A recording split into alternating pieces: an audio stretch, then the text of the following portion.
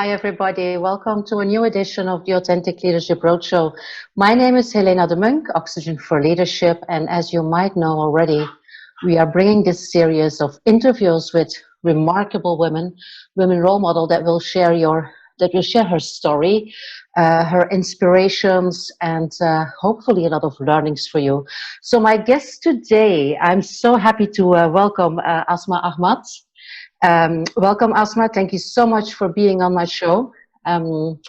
Please take some time to introduce yourself. Who are you? Thank you first for the opportunity to be part of this series of interviews. And I'd like to think of myself as a human who's experiencing her being, a human who would go actually back and forth between understanding her pain or the implications of her former experiences on the way she conducts herself as of now, and the aliveness and joy within her to create something, I would say, bigger than herself for the world. Okay. Yeah, this is how I think of myself. Awesome. So tell us something about your background, Asma, because that's very specific and special.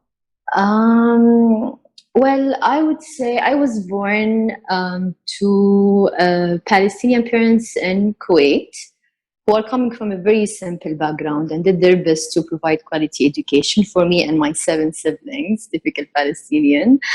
And because of war, we had to migrate from one country to another. And that was, I would say, the first enlightening experience in my life, where I experienced at the age of 7 that we humans could lose everything in a blink of eye, wealth and everything. And there we migrated to our hometown, where you would expect going home should feel pleasant. And therefore, people, we were always those who came back from Kuwait. We were never one of them. That brought consciousness to me that there is otherness of others. There is other people, and there's me. And that intrigued me to explore the otherness of others. So it's been always there in the back of my head, and that also brought pain to me because I closed myself off from interacting with the other people. And I lost myself for studying. So I finished my BA in Palestine, and I was among the top 10 for the high school. And I've always wanted to go abroad and explore the world. And that happened in 2009. But also, I would consider a second milestone in my life where I experienced the power of allowing yourself to be fully seen for others, which took me lots of courage, maybe 8 weeks out of the entire program, just trying to build up the courage to put myself out there. And there I also experienced the beauty of curating this safe space for others to come and join me, talking about where they're coming from, rather than the physical places they're coming from. We were more talking about where we're coming from in life mentally and who we are. And I knew it that this spoke to my heart, but I did not have the courage to build something interesting around it, or I did not have the experience to translate that into like structured venture. And that was the reason for me to be nominated for a Woman of the Future award, because of the transformation between when I joined the program and then when I started to open up. And then I went back to Palestine. I was still on the search for the sense of home, sense of security. So I thought, because my parents lost everything, maybe I would get the sense of security by laddering up professionally and gaining more qualifications, which I did in the UK. And I wanted to carry on by joining a big consultancy firm in Palestine. And then I realized I wanted a bigger scene to be part of. I moved with them to Kuwait. I was searching for home still because I was born in Kuwait. There I laddered up in no time. I became a regional senior manager. And I was not given the space to conduct myself and contribute up to, align with my values or align with the firm values that were communicated to me when I first joined. And then I had the courage to step out from that experience. And still, I've realized, okay, apparently sense of security is not coming from being part of a big firm, not coming from having this MBA qualification. There's something bigger, into it. Moved to Dubai, and in Dubai, I joined another consultancy firm, and my passion started to speak to me again, talking about cultures and the intangible part of it, the humans, the emotional part of it. And I got engaged, and that felt right. And I was supposed to migrate to the States and think of my social venture there. But life always has more interesting plans for us. So after I resigned and I was preparing for the relocation to the States, we broke up. My father fell seriously sick. And that's where my security system completely shattered into maybe quadrillion parts. I can only imagine. And again, the big question started to hit me.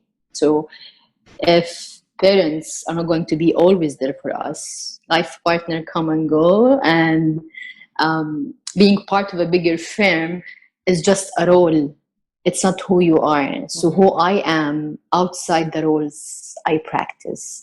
And I would say there onwards, I start to experience my being by allowing myself to get in a complete alignment to the essence of who I am without the need to justify.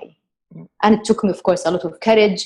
And that led me to start my own social venture, Zaha, which we'll be talking about maybe in a bit. Absolutely. Yeah. So it's basically your own journey to find your identity, being very courageous in making decisions and choices that are not really in your comfort zone. It's Yeah, it takes lots of courage. I can only imagine. Where did you find that courage, Asma? Deviating from the averageness is so scary and intimidating for people. And sometimes has no implication on others, but still it intimidates them.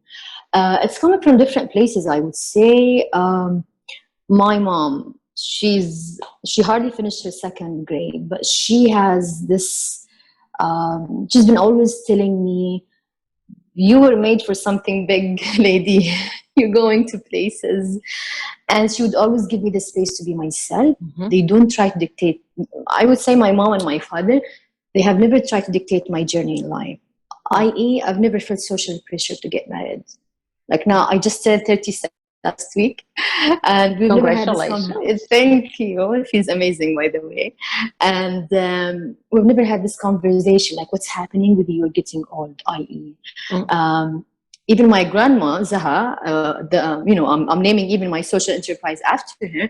She's like, it's okay, you still have time, now they can get pregnant at the age of 45, so chill. So I've never been actually put in a mold, though I was judged for just being myself when we migrated to the village, when we went from Kuwait to that village. But I'm very much glad that did not push me to become more traditional, to be scared of speaking my truth.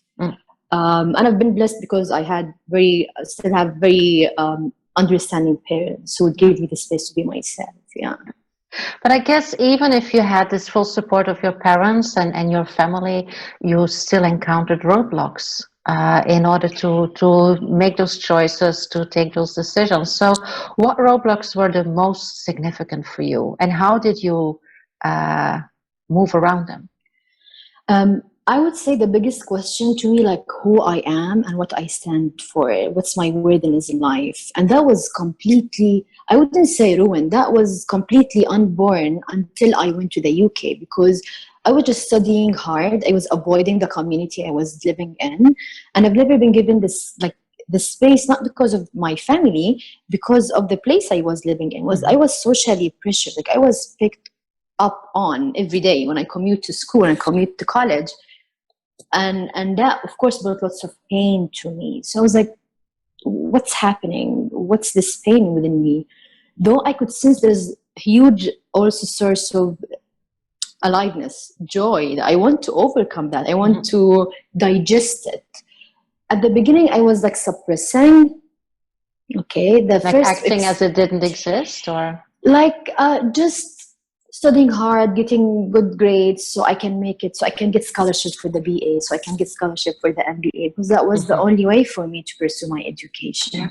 So when I went to the UK for 8 weeks, I avoided even talking to people. I would go to classes, finish, and then leave after classes so no one can see me. And that continued for 8 weeks. And then I came to myself like, okay, I promised my mom I'll get the qualification for her, and the experience is meant for me. And so like, no, maybe I need to put myself out there and start to talk to people so they can see me. Because if I avoid being in touch, how they're supposed to come and talk? Exactly.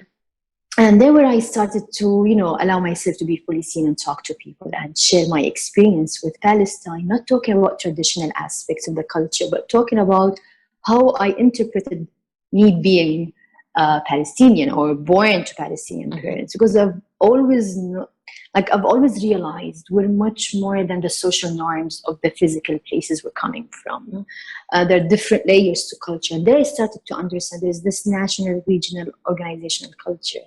There's the most interesting layer, which is the individual culture, which is what we carry within ourselves, how our experiences shape our interpretation of the other levels of culture. And there I started to examine the different layers of the culture and who I am. And I came to know, okay, empathy means a lot to me. I was fighting that. I was fighting the kindness within me, because people would think in the corporate world, kind means weak.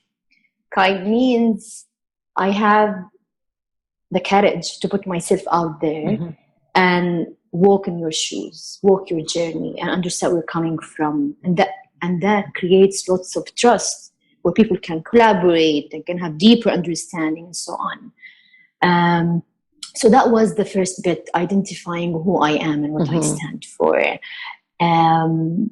After I broke up with my fiancé, he said something that was very specific, and I'm sharing because I want others also maybe, just to reflect on it.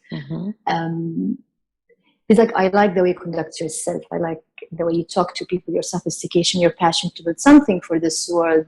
But I don't like the words that you use to describe the role of religion in life.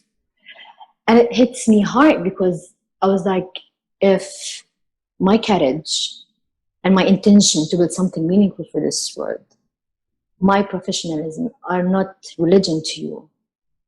So what's religion to you? Only the words I use to describe.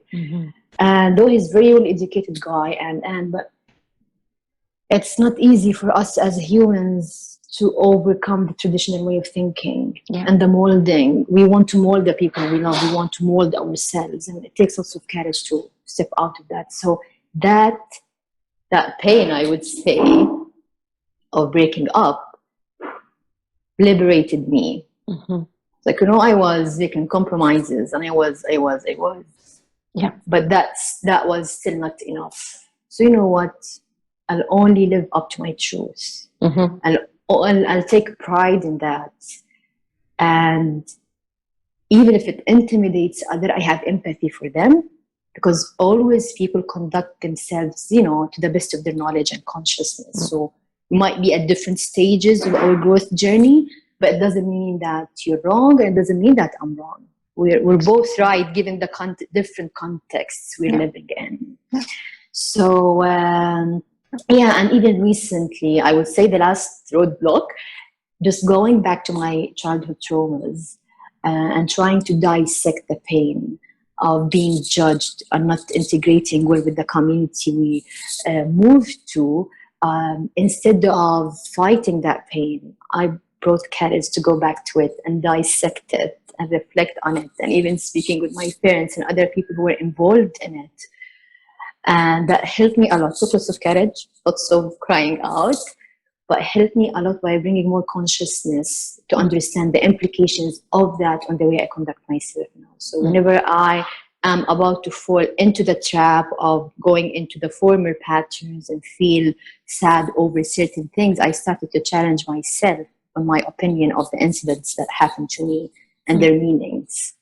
So that was the biggest achievement, I would say, recently. Absolutely, that's very powerful. Yeah. So we We moved rooms because there was too much background noise for Asma to talk. So, Asma, the question was, what about your social entrepreneurial project? Tell us a little bit more about that. Yeah.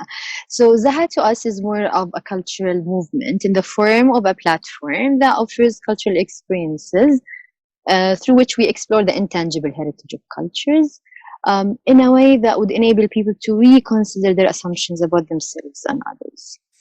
And we do so, as we've said, by tapping into the fourth layer of the cultures, which is the individual culture. Mm-hmm. And why specifically this layer? Because it allows us to offer different examples from the same culture or country, and this would help us to ruin the stereotypes and generalizations about cultures and countries. And it allows us also to see people for who they are, Mm-hmm. not only for the physical places they're coming from, and hopefully we'll build a culture that spins around the humanity. Mm-hmm. Instead, we do this by tackling the different cultural domains or expressions, which is basically food, art and craft, herbs, tourism. And Zaha explores them in two different approaches, either self-expression or co-creation. Mm-hmm. We train people, we call them maestros, people who have the potential to explore what's behind the cultural domains, people and emotions, and also have the capacity to self-express themselves through such cultural domains. Co-creation is a second approach through which we allow people to co-create for the different cultural expressions. And this is a way for us to meaningfully experience the application of a knowledge from cultures that seemed one day strange for us. And this is how we're going to learn from each other. So we first explore what's behind them, Mm-hmm. the emotions and people, then either self-expressing, or the co-creation. We have conducted 28 experiences, trained 10 maestros, and we have been documenting the experiences, and we have broken that down into meaningful themes or sections, which are going to be part of our digital platform. It's called the Online Cultural Intelligence Center, because we want to enhance the learning sustainability and even the financial sustainability of the model.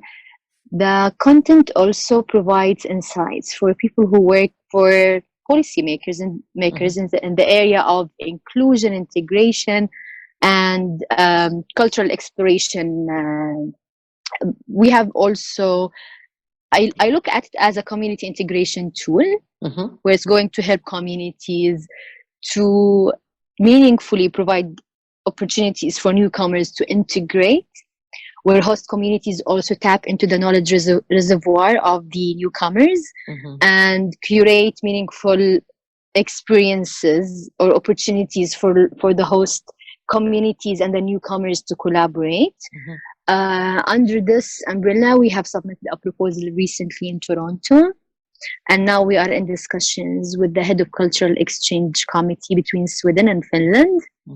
So it's fascinating how we started with me wanting to self-express who I am through food, then training other people to do the same, then tackling other cultural domains, then documenting the content, then looking at the content and see patterns that would help policymakers and think of the sustainability of it.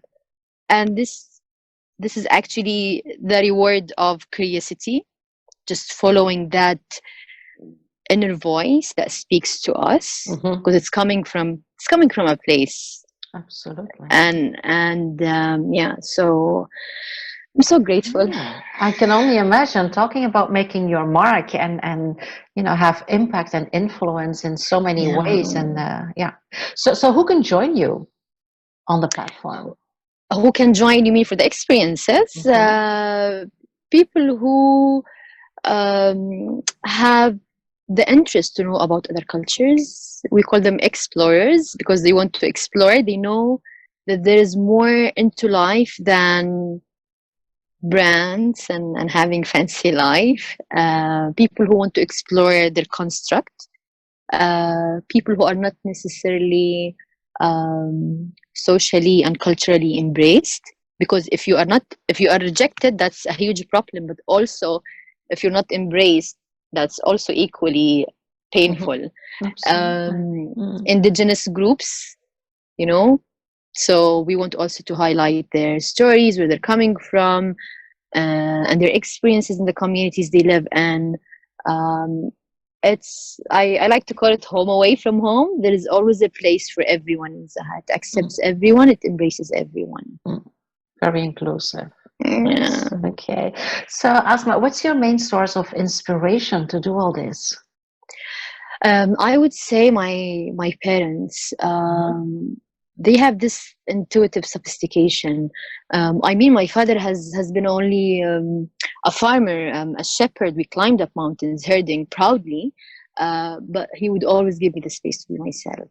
Like when I decided to go to the UK, he gave me his blessings. When I wanted to come to the Gulf, and he knew it, that I came to explore the culture and how people think and the workings of their minds, and not only just to ladder up professionally. And he just briefly said, you know, it has changed. Things have changed in Kuwait, but it's up to you. And he has this interesting norm at home. You know, people in smaller communities, they try to, you know, their materials of discussions basically rumors and who got married, who got divorced, and so on. He would never allow people when they come to our home to talk about other people behind their back. So that has neutralized my pain of being judged. Instead of me projecting my pain onto others by judging them, no, that helped me to build the capacity of accepting, you know, and just minding my own business, you know, not just, you know, observing people. My mom and her perseverance. There's a word in Arabic. It's called yaqeen, and it's like the ultimate level of faith. And it's the kind of faith that is instilled in every single cell of your body. And I got that from my mom. I dream big. I see things, I go after them. She has literally embraced us after the Gulf War in a way that she was after us until we all finished our education. And now each one of my siblings is leading an organization or a department with a key organization here in the Gulf or in Palestine. And that has been definitely a source of inspiration for me. That eagerness, that aliveness, wanting to contribute and do. I would say what I did, maturing hopefully, just to bring more of experiencing my being while doing. Like my mom's style is doing, and have this energy. I like that. I still have it, and I don't want to let go of it. But now I brought more consciousness to the doing, you know. So I try to create that balance, and I do things, and I don't get attached to the outcomes. I just do them, and you know, you just plant the seeds and you let them grow, but you don't wait for them to grow, you know, each and every day. You just give them time. So alhamdulillah, I've been very blessed. I've been very blessed. Absolutely. So if we align with our audience of mainly young and future women leaders and women entrepreneurs, what is your most important learning that you would like to share with them that will also resonate to them? I would say getting in this complete alignment with the essence of who you are. Make sure to invest time in exploring what matters to you, what speaks to your heart, and have the courage to go and explore it more and more. And don't be afraid of wasting time or not being on track. Like, I know this might sound cliche, but literally each one of us has their own timeline, their own journey. Take your time. Pay attention to that inner voice within you. When it speaks to you, there's something for you in it. Don't be afraid to go and explore it. And when we say be courageous, be who, you know, like do what matters to you, it's not like this trendy thing of going against the norm in the community. No, it has nothing to do with the community. It has everything to do with who you are and how it makes you feel. And if it doesn't feel interesting, if it doesn't feel great for you to be in a certain organization, a certain situation, then it's not meant for you. You know, you've got to find a way to take yourself out from that context. Mm. I'm not saying like wake up tomorrow and then leave your job or walk out on a relationship. No, I'm just saying if it doesn't feel right, and sometimes even the reason is not obvious. Like when I was with my fiance, it felt right, but there was that concern in the back of my head speaking to me, and I ignored it. So just pay attention to it. Yeah. Just pay attention to the inner voices. Have the courage to go and explore. Yeah. Yes. Does intuition play a role for you there? Big time. Big time. Coming from a consultancy background, we sell plans. What we do, we sell plans to people. So I've always wanted to have plans and stick to them. And I would waste time in just crying over deviating from the plan I had in mind. And this is what I was referring to when I talked about my mom and how she inspired me. I started to bring more consciousness to my being to create this balance. Planning to me has become just creating scenarios of how things could turn out, but it doesn't mean how things should turn out, because we're doing planning as of today based on our current experience, okay, which is a reflection of what we've gone through in life. But if we want to create something new, then we've got to be open to interesting knowledge and new knowledge that would enable us to even receive this new knowledge or the new opportunities or create this new situation for ourselves and others. So, and that would require to listen to, the inner voice. So creating this balance between having a bit of a plan and a bit of staying open so life can also happen with, in addition to listening to the inner voice, what feels right. Because what feels right sometimes, again, you can't justify. It just doesn't feel right, So since ever I started Zaha, I've been very intuitive. Like I plan, I wake up each and every day, I do my bit, but also I step out sometimes to let things happen. Like there is this grant I applied for. So far I have applied for 40. One of them last year in October. And I was dying. I wanted that to happen like by December. And there's like, okay, they returned to me 2 weeks ago that you got shortlisted. And I was like, wow, you've got to allow things to happen. You've got to have patience. So, and you've got to have the courage to listen to the inner voices, because when I started, everyone else said, you're crazy. If you're regional senior manager, you're getting this salary, you're traveling to places, you have this status that comes. But me pursuing Zaha, I had days where I had no money on me. I did not have a place to live in for 2 weeks, but still it felt right. It felt like it's something I can talk about proudly to others. Yeah, it is very courageous. I really admire that. And I guess a lot of people just project their own fears and insecurities on people who are daring to do what they feel is their journey or their path. So it takes courage, absolutely. Yeah. So you talk about listening to your inner voice. There is an inner voice that also in my coaching work with clients I work with a lot, and it is the inner critic. So how do you find a balance there between that inner voice that is positive, that allows you to find your way, not having it overruled by an inner critic that we also all have? I mean, of course it comes and goes. It comes and goes because you come across your fears face to face. Absolutely. When you build something that is completely happening because you're just listening to your inner voice and you're just trying to do what feels right, which might come across not necessarily the most interesting or right things for others.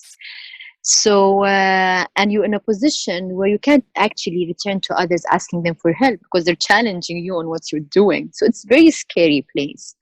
And as I've told you at the beginning, how I started to go back to my childhood traumas or my pain, understand the implications of it on the way I conduct myself. And that part I did, I would say, March until June this year.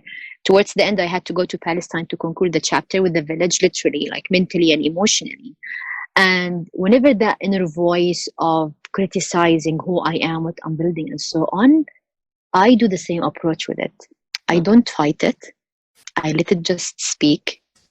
I do write down. I do jot down my ideas, because writing would bring consciousness. It's very powerful. It brings consciousness to the thoughts. Like when you have it here, it looks completely different on the paper. And when it just subsides, you just go through it and try to understand what triggered that voice in you. It's trying to tell you something. It's not what happened, it's our meaning of what happened that brought or enabled that inner voice to tell us, who you think you are to do this? And you want to talk to the government, and you want to talk to people. It's a one-woman show, and the experiences are still maturing. They're not completely tweaked, the whole model. And so at the beginning it was hitting me very hard, but when I started to do this approach of listening, not fighting, embracing and understanding what's behind it, it's telling me something about myself. And I wouldn't say it's very liberating, very powerful, because not even that self-critique or that fear is intimidating for you anymore, because I know how to handle you, I know how to manage you, I know how to move into life with you. It doesn't stop me. Like we become friends and we go into life. So you say you're embracing it. You have compassion with that. And it's telling you something about yourself and about your past. So once you understand that bit, even when similar situations surface in your life again, okay, I've seen this happening before. I'm not going to allow it to grow to be that strong inner voice. Yeah. Okay. Great. Thank you for sharing that. That's a good learning. Thank you. So a last question, Asma. Yes. I'm very much in favor of rituals, the intentional things we do to start something, to stop something, to focus on something that we want to put in life. Do you have like a favorite ritual, yourself? I have a writing on my wall. I wake up to each and every day. I am enough, and so you are. And literally, it brings lots of strength to me. It reminds me of tough situations I've gone through, and I managed to, I wouldn't say survive, because we don't settle for just survival. We want to grow. Absolutely. So lots of time I do write things on my wrist, like I am enough, how I can serve today. And people make fun of it. I use ink and I don't care, becoming very minimalist helped me a lot. I would say I've learned modesty from my experience, and I'm so grateful for it. But now I brought more consciousness and structure to it. So now I have this norm. Each month I let go of 2-3 objects. So now literally I can move from one country to another with one suitcase. I've learned from my mother-in-law, the ex one. I used to observe her. She would stop and acknowledge the beauty of a tree or a flower. And I do it.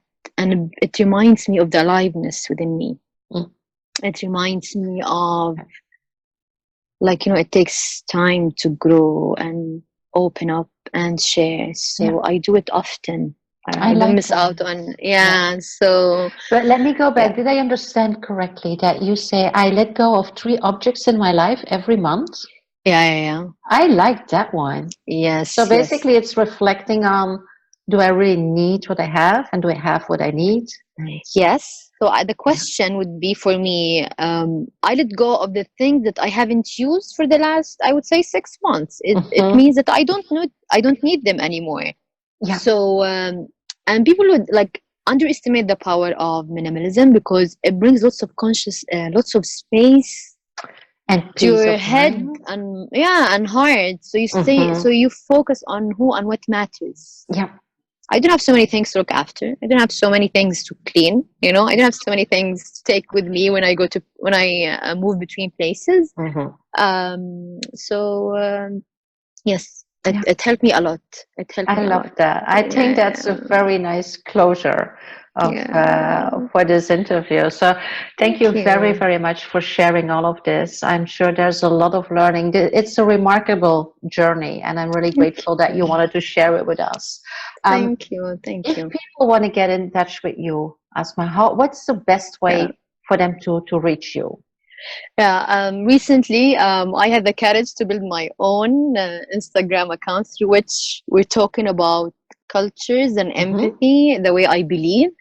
So it's called Asma the Enabler on Asma the Instagram. Enabler. Yes. Okay. And I'm also happy to answer any question. Please do not hesitate. I mean, the ladies who are listening, I'm happy to connect. So it could be asma at zahaexperience.com, the email. Or and I'm happy even to, if people want to get in touch through WhatsApp or something else, I'm happy also to provide that. So it's basically the email and the Instagram account. Great. So guys, girls, follow that Instagram account, and I'll make sure that your email address is on the link below of the video on the community platform, so people can just email you if they feel, if they want to connect with you, if they want to join your project journey or whatever question they have. That would be and awesome. I want also to acknowledge your courage, your efforts to start your platform. I could see the efforts behind it. I could see the great intention of bringing people together to share. And thank you for keeping us busy reading interesting content. You're welcome. I love doing this. And allowing us also to share with others. So thank you so much. I'm so grateful. I don't take it for granted. Shukran. Thank you. Thank you very much.